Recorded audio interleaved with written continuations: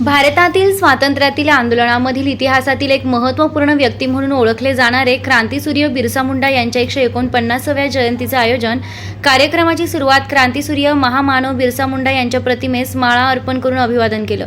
कळवण तालुक्यातील पुणत खोऱ्यातील पुणेगाव डोंगरी जयदर येथे आदिवासी क्रांतिकारकांचे संयुक्त जयंतीनिमित्ताने आदिवासी बचाव संघटनेचे नाशिक जिल्हा राम चौरे साहेब व केंद्रीय अध्यक्ष के गांगुर्डे सर उपस्थित होते. आदिवासी बचाव संघटना व ऑल इंडिया आदिवासी एम्प्लॉईज फेडरेशन व महाराष्ट्र राज्य तरुणांच्या सहकार्याने संयुक्त जयंती साजरी करण्यात आली.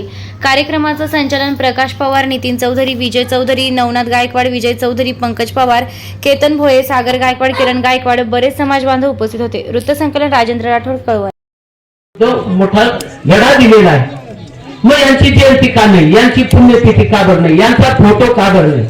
म्हणून एक 5-6 वर्षापासून आपल्या प्रकल्प कार्यालयातून या सगळ्या क्रांतिकारकांचे फोटो गावागावामध्ये द्यायचं काम सुरू केलेलं आहे.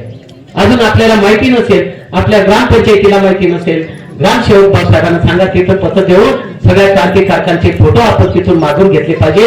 आपल्या ग्रामपंचायत कार्यालयामध्ये हे सगळे फोटो असले पाहिजे.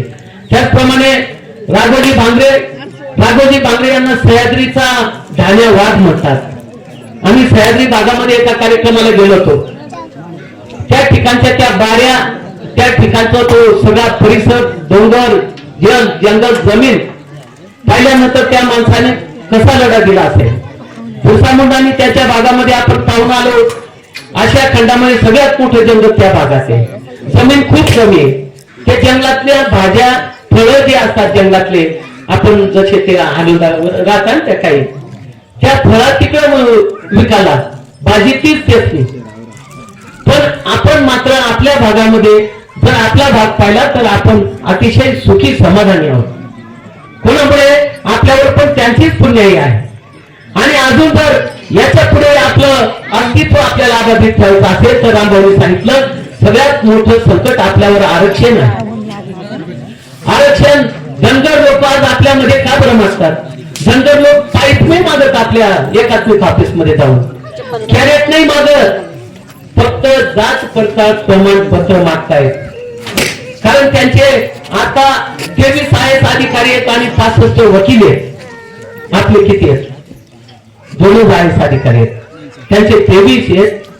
आपले वकील मधून आता 10 ते 15 संख्या झालेली आहे. मग असा जर मोठा संघर्ष करायचा असेल तर आपल्याला रस्त्यावर उतरावं लागेल. जर ते आले, आज आपली 1 कोटी 10 लाख संख्या आहे, धनगर 2 कोटी आहे. जर